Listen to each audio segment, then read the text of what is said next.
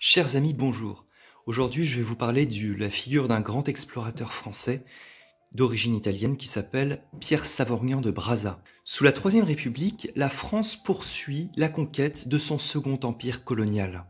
Elle s'approprie notamment une grande partie de l'Afrique pendant que le reste du continent est conquis par les autres grandes puissances européennes. L'Afrique occidentale française est créée en 1895, elle s'appelle l'AOF.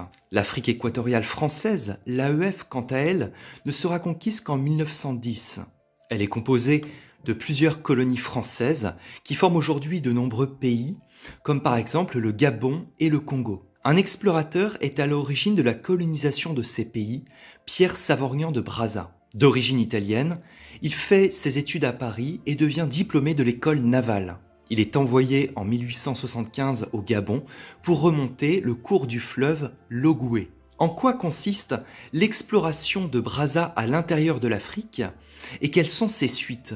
Comment se passe la première expédition de Brazza entre 1875 et 1878? D'abord, il emporte divers objets de troc, comme par exemple des feux d'artifice, qui réussiront à impressionner les populations. Il maîtrise également l'art de la palabre, la discussion africaine. Cela lui permet de nouer des relations amicales avec les populations rencontrées. Il a un double objectif. Première chose, explorer le pays pour le compte de la France. Deuxième chose, remonter à la source des grands fleuves pour empêcher les chefs de tribu de pratiquer l'esclavage. En effet, si l'esclavage en France est aboli en 1848, en Afrique, elle est très répandue. Avec son argent personnel, Brazza rachète les esclaves rencontrés pour leur donner la liberté. Il finit par atteindre le fleuve Congo. Ensuite, il propose au roi Makoko de placer son royaume sous la protection de la France. Makoko accepte. Brazza s'installe alors sur l'actuel site de Brazzaville et revient en France. Comment se passe l'administration des territoires découverts? Brazza est nommé commissaire général. Il veille en particulier à ce que des salaires décents soient accordés aux populations qui travaillent. Il agit de manière indépendante. En effet, il a du mal à accepter que la France veuille diviser son territoire en concessions.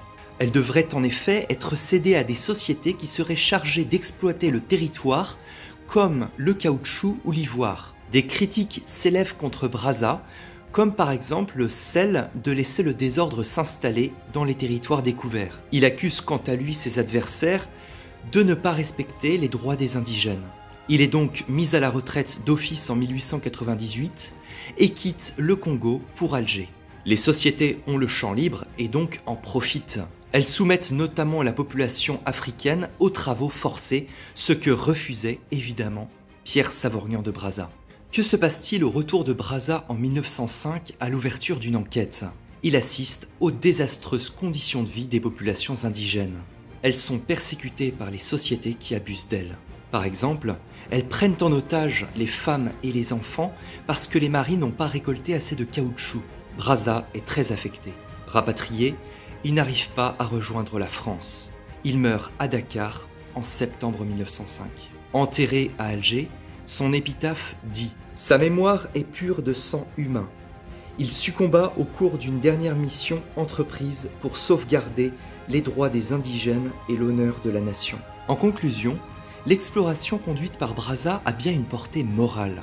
L'explorateur veut briser l'esclavage dans les territoires découverts. Le rapport Brazza, qu'il rédige en 1905 après son enquête, provoque l'abandon des concessions 5 ans plus tard.